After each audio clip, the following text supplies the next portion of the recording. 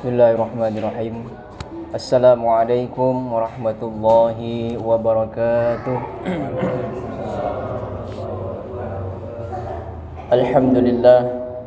Alhamdulillahi wa kafa. Wassalatu wassalamu ala rasulillahil mustafa wa ala alihi wa ashabihi ahli sidqi wal wafa. Nashhadu an la ilaha illallah wahdahu la syarika lah wa nashhadu anna Muhammadan abduhu wa rasuluh la nabiyya wa la rasulahu ba'dah. Allahumma salli wa sallim wa zid wa an'im ala abdika wa rasulika nabiyyina wa maulana sayyidina Muhammadin asyrafil anbiya'i wal mursalin wa ala alihi wa ashabi ajma'in, amma ba'du. Bapak, saudara-saudara jemaah salat maghrib Masjid As-Shadiqin yang dimuliakan Allah Subhanahu wa taala, marilah kita senantiasa bersyukur kepada Allah. Kita sudah masuk di tanggal 16 Syawal, kita baru saja azan maghrib, yang mana pergantian daripada bulan Qamariyah ini adalah pada saat pergantian waktu maghrib. Yang tadi kita baru saja berada di 15 Syawal, kita saat ini sudah masuk di 16 Syawal. Alhamdulillah, kita masih diberikan oleh Allah kekuatan, kemudahan untuk selalu berada dalam ketaatan. Mudah-mudahan kita selalu berada dalam keadaan yang takwa, dalam keadaan yang taat, sampai kita nanti berada di penghujung usia kita dalam keadaan yang husnul khatimah. Dan marilah kita senantiasa memperbanyak salawat serta salam kepada Nabiullah Muhammad sallallahu alaihi wasallam, yang syafaatnya sama-sama kita nantikan di yaumil akhir kelak. Mudah-mudahan kita diakui sebagai umatnya dan di akhirat nanti mendapatkan syafaat dari beliau sallallahu alaihi wasallam atas izin Allah. Hadirin rahimakumullah,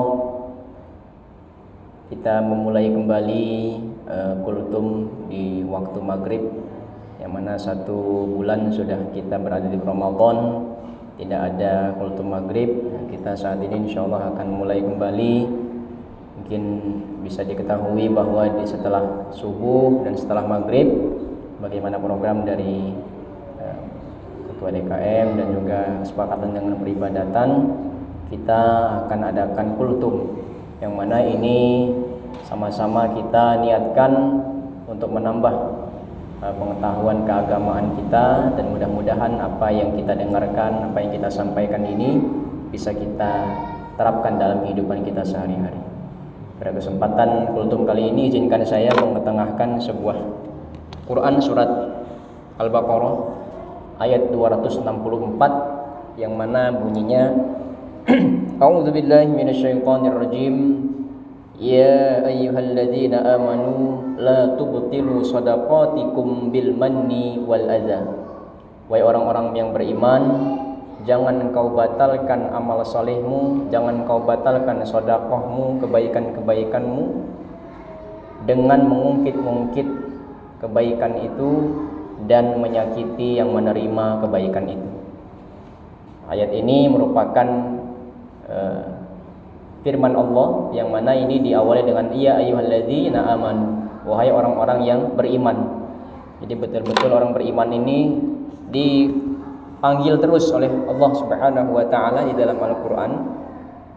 Itu kalau dihitung sangat banyak sekali ayat yang kaitannya dengan seruan untuk orang beriman. Dan di dalam kalimat ini, kita yang sudah melakukan amal saleh, yang sudah melakukan sedekah, melakukan kebaikan, itu jangan sampai kebaikan itu kita ungkit lagi, jangan sampai kita ingat-ingat lagi.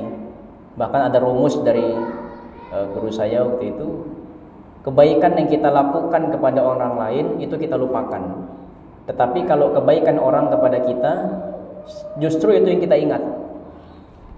Sebaliknya, kalau kesalahan kita kepada orang lain, itulah yang kita ingat. Kalau kesalahan orang kepada kita, maafkan, lupakan. Ya, itu rumus yang simple sekali kalau untuk memahami ayat ini.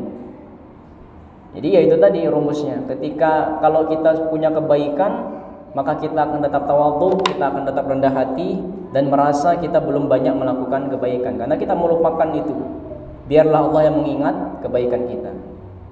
Tapi sebaliknya kalau kesalahan justru kita ingat sehingga kita ini waspada, berhati-hati dalam melakukan apapun dalam kehidupan ini. Apalagi interaksi kita tidak hanya kepada Allah.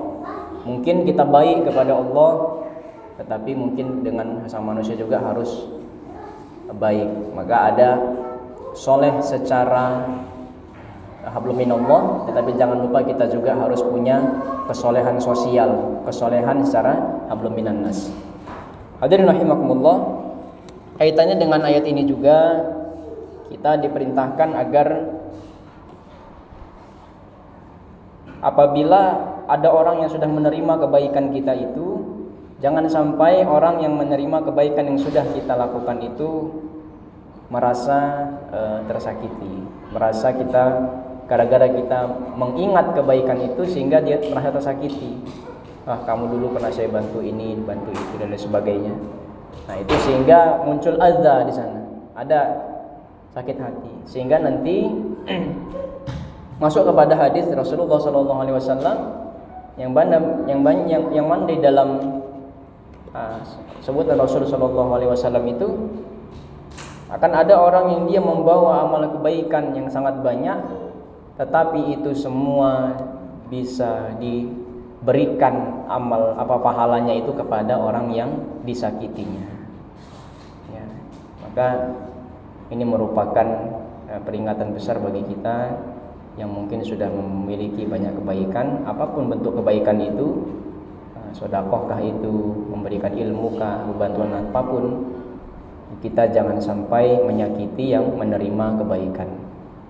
Maka hadirin rahimakumullah, inilah beberapa hal yang bisa kita pahami dari ayat ini, surat Al-Baqarah ayat 264. Ayatnya ini agak panjang sebenarnya, tapi penjelasan di dalam ayat ini nanti ada perumpamaan kebaikan yang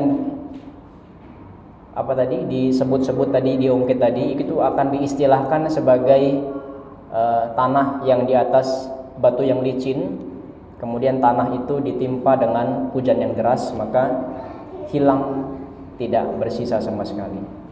Maka ada kewaspadaan dalam hati kita. Sekali lagi, ketika kita sudah beramal kebaikan, maka lupakanlah amal kebaikan kita itu, biarlah Allah yang mengingat kebaikan kita.